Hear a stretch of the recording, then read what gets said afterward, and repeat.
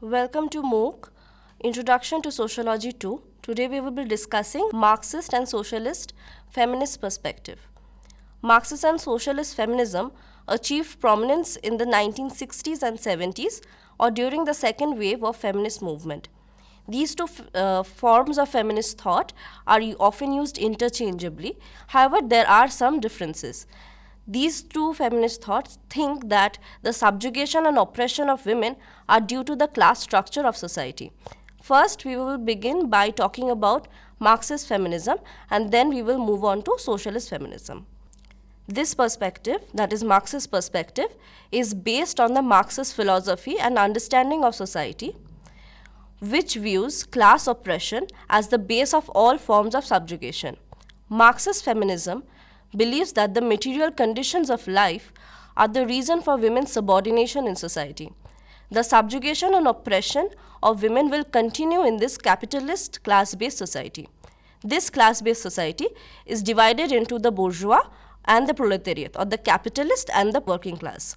The oppression of women, according to Marxist feminists, will continue until the capitalist society is replaced by the classless socialist society.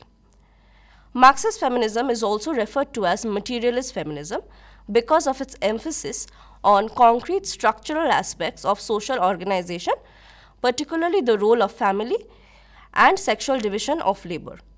An important point to note that is that Marxist feminism is not directly linked to Marxism. In fact, it claims it as inadequate, and it takes points from Marxism to accommodate and understand better the subjugation and oppression of women faced in the society. According to this particular strand of feminism, women are subjected to a special form of oppression, which is the effect of their exclusion from wage labor and of their role in the domestic sphere and in reproducing capitalist relation of production. The main beneficiary of women's unpaid labor is capitalism. Marxist feminists argue that women's role in the family benefits capitalism in three basic ways. Number one, women perform domestic labor on a regular unpaid basis and provide care for the current generation of workers. Number two, women also reproduce and socialize the next generation of workers. Number three, women consume the goods and services produced by capitalism. The starting point of development of Marxist feminism was the work of Friedrich Engels, Karl Marx's collaborator. Engels in 1972 states that the violence and oppression that women suffer were rooted in the family at its very foundation. He describes the rise of the nuclear family as the world historical defeat of the female sex, in which the woman was the slave of her husband and a mere instrument of production of children. He argues that the bourgeois nuclear family was formed because of the needs of the capitalist system, and specifically because men wanted to pass on their property to their legitimate heirs. Engels argued that this meant that men needed to control women in marriage. Engels maintains that the right of inheritance was supported by the idea of morality, the monogamous family, and the separation between private and public spheres, which then led to the control of female sexuality. Women's subordinate position is a form of oppression that serves the capitalist system. All women are oppressed, whether they are married to a bourgeois or a proletariat man. Classical Marxist writings maintain that while the gender-based division of labor has always existed, the work performed by men and women are equally necessary. Women also constituted the reserve army of labor at a cheap wage, which is called upon when there is a crisis. Only with the rise of capitalism, the advent of surplus product, and the accumulation of property did the human race become interested in the concept of inheritance. August Bebel, Clara Zetkin, Lily Brown, Alexandra Kollontai, Nadezhda Krupskaya, and Rosa Luxemburg were some of the prominent Marxist feminists. The Marxist feminist theory primarily focuses on the following aspects: classless society. The primary objective of Marxist feminist theory was to create a classless society wherein both the upper class and the lower class people are treated equally. At that point in time, women were considered to be inferior to men and did not enjoy equal rights. Further, the women in poor households were discriminated against in the field of labor and employment. On the other hand, the upper class women or the bourgeois women enjoyed certain privileges without putting in any labor. By creation of a classless society, Marx and Engels was to ensure that there was collective ownership and the basic dignity of women in society. Equal pay. Karl Marx's theory focused on providing equal wages to both men and women for the equal amount of work they put in. There shall be no gender-based discrimination in terms of wage payment. In several books introduced in the 1970s, women were stated as the reserve army of labor, which was, however, unrecognized. As a result, they were not provided with the equivalent wages for their efforts. Hence, they should also be provided with adequate protection for their labor. Wages for household work. The women were not encouraged to engage in productive labor in the industries and were largely subjected to housework. Hence, under Marxist feminism, there was a demand for the inclusion of the household work as well as for the determination of the wages. Further, there was also an opinion that private property was the main reason for such an exploitation of the women, and there was a dire need to improve their working conditions, be it their own house or their workplace. Social wages. Social wages essentially refer to the amenities that are provided to the persons in the society. At that point of time, a large number of women all over the world were landless and were not allowed any social participation. Hence, the focus of Marxist feminists was to shift the attention to the rural women who, despite working on the fields, were landless because of male domination and the erasure of the work carried out by them on the family farms for self-production or self-subsistence. This had two outcomes at large. Firstly, the labor of women in the subsistence farm fell within the purview similar to that of reproductive labor, as they were not paid the wages for the work they put in on their own piece of land. Second, the rural household was now considered as one economic unit and eventually led to the erasure of the value and the labor of rural women. Rosa Luxemburg criticized the bourgeois women's movement. She described bourgeois wives as the parasites of society and argued that only through class struggle could women become human.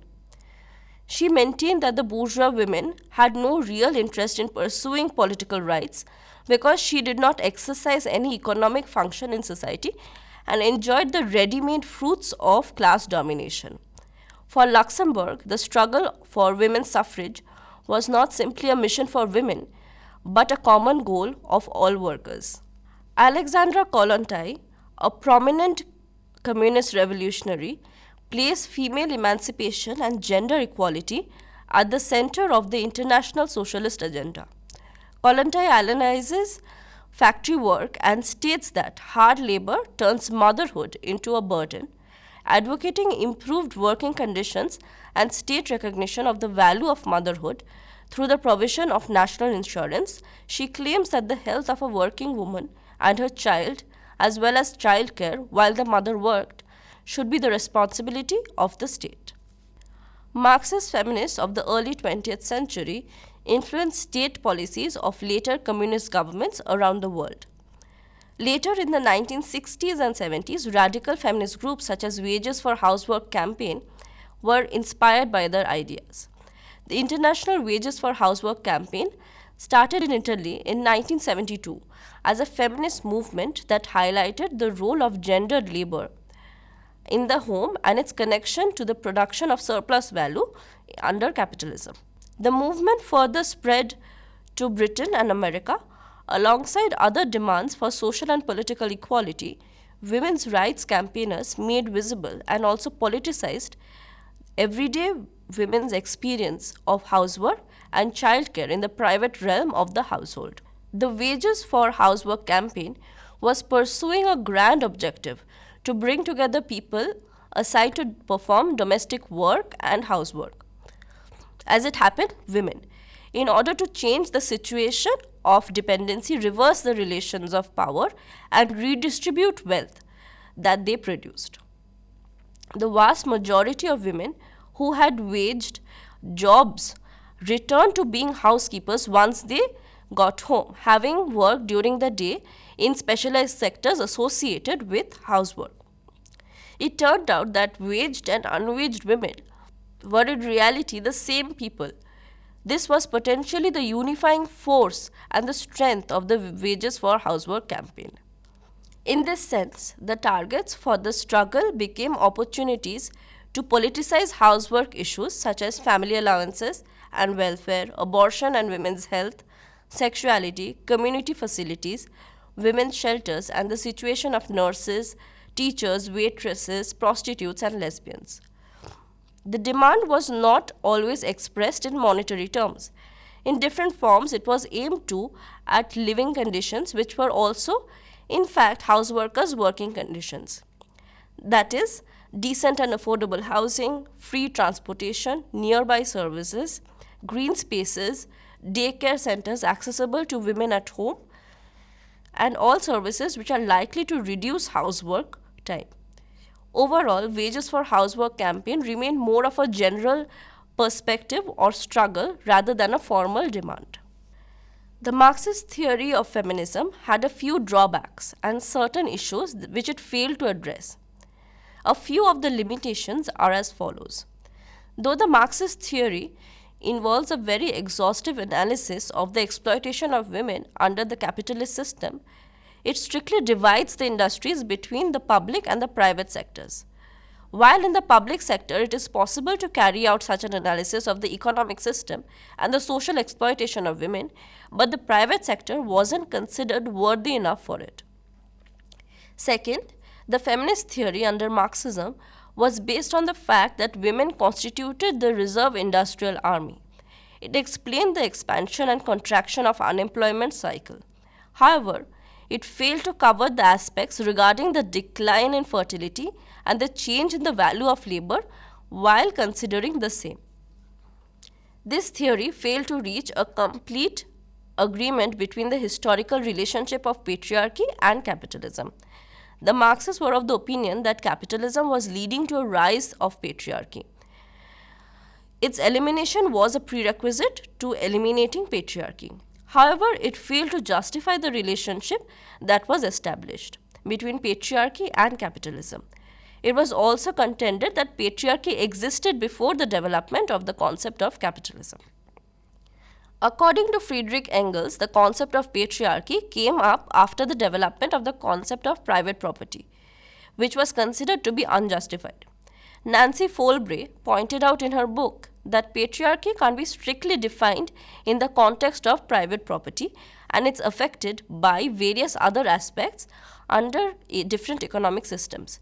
It was not only the concentration of private property among the males in society that led to patriarchy. It was inherent in society due to several other factors as well. The Marxian theory was largely economic in nature and focused on commodity production, class exploitation due to industrial labor, and other related aspects. However, it failed to take into consideration other factors of inequality and discrimination such as race, gender, sexual autonomy, and hence does not provide a systematic explanation of these. The last point is that according to some critics, Marxism has oversimplified the position of women by establishing a direct relation between economic organization and the situation of women, but it fails to give a proper recognition to reproduction. These were all the major aspects of the Marxist feminist theory, which despite its limitation played a significant role in shaping the modern feminist ideologies. We will now discuss socialist feminism. Socialist feminism have paid attention to the areas which were ignored by Marxist feminism. They have followed the basic premises of Marxian thought but have enriched it. According to them, even though patriarchy is connected to the economic system and production relation, Economic relations is not the only aspect which controls it. Patriarchy is also influenced by other social factors such as ideology. Therefore, patriarchy cannot be abolished with the abolition of private property. Socialist feminism differed from Marxist feminism in three major ways. First, socialist feminists are not willing to attribute every social evil to the class structure of society. Second, they do not advocate any revolutionary attempt to do away with the class structure in a radical sweep. They were in favor of gradual changes and social reforms. To understand socialist feminism, we must understand the concept of praxis.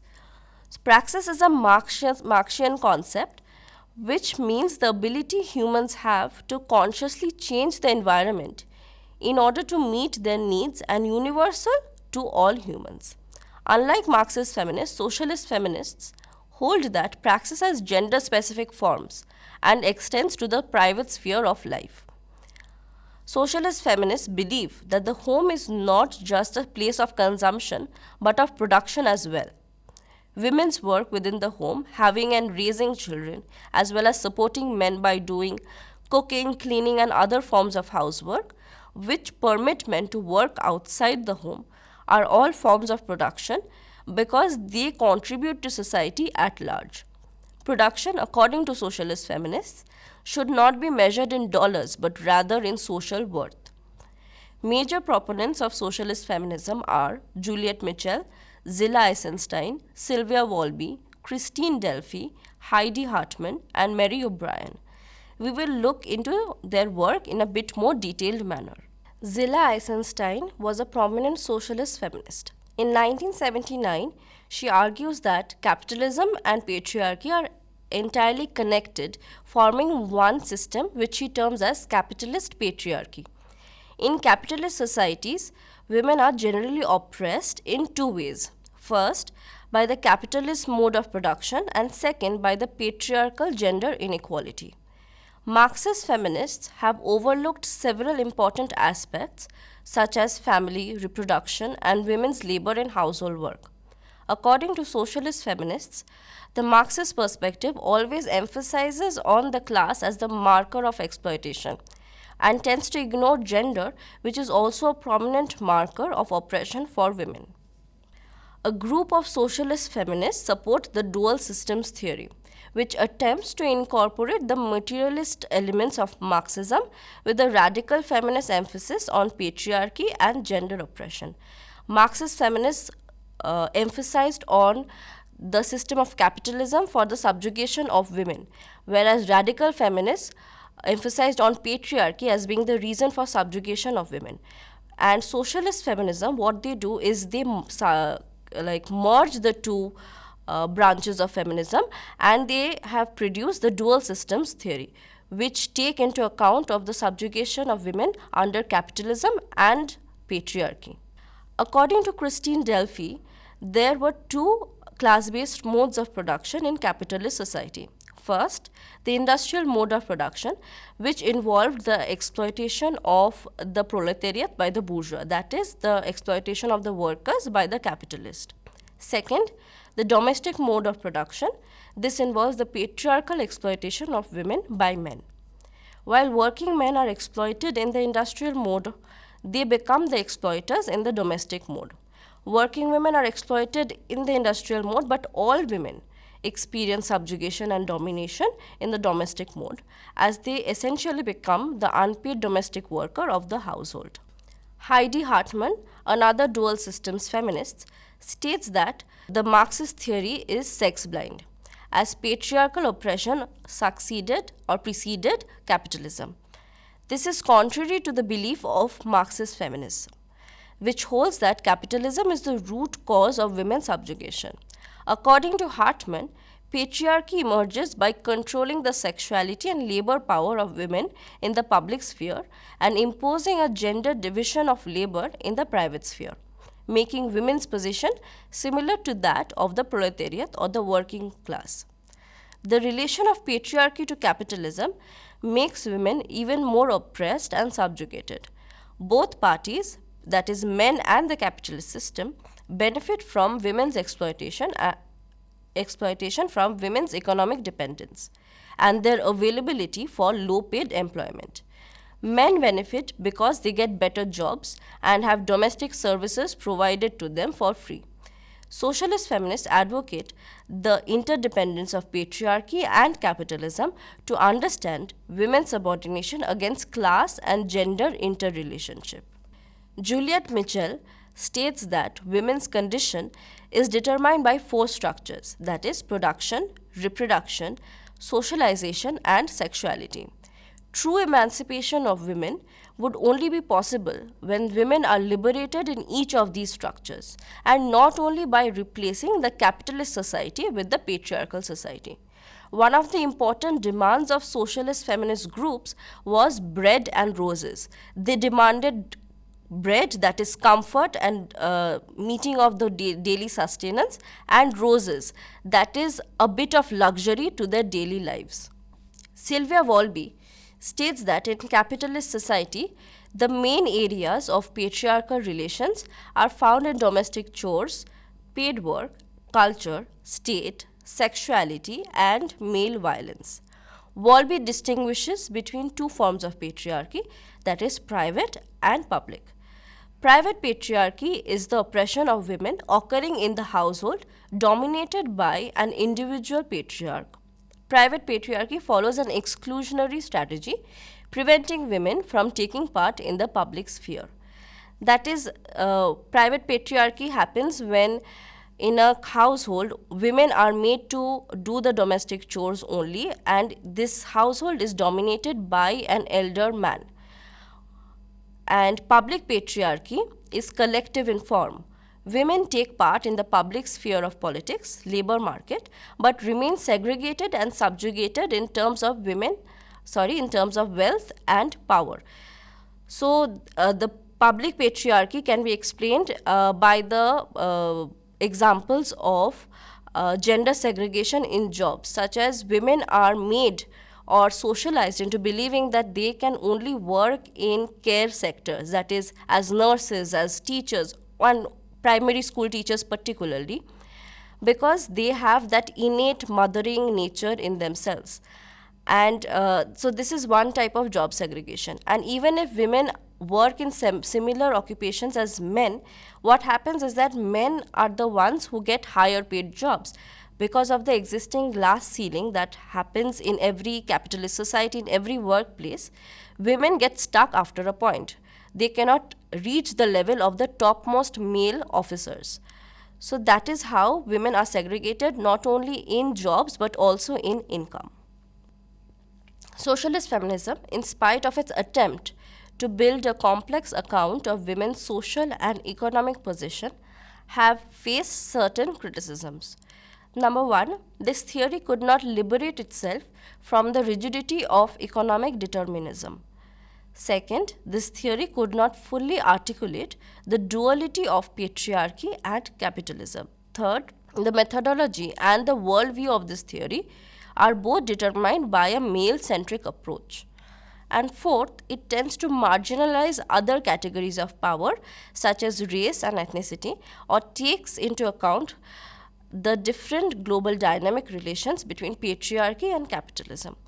So this is one of the major criticisms of Marxist and socialist feminism, is that it is very ethnocentric in nature. It only takes into account the experiences of the white, middle class or upper class women. And they do not include experiences of black women, of women of different ethnicity, of women of different colors and other nations and societies. To conclude, Marxist feminism historicizes reproduction in relation to production to better understand women's exploitation and oppression in capitalism. Marxist feminism also theorizes revolutionary subjectivity and possibilities for an anti-capitalist future, that is, a socialist future.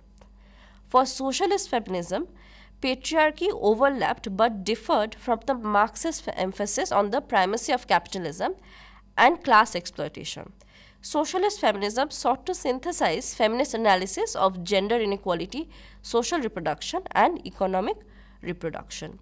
They emphasized on both capitalism and patriarchy to find out the root cause of women's subjugation in society.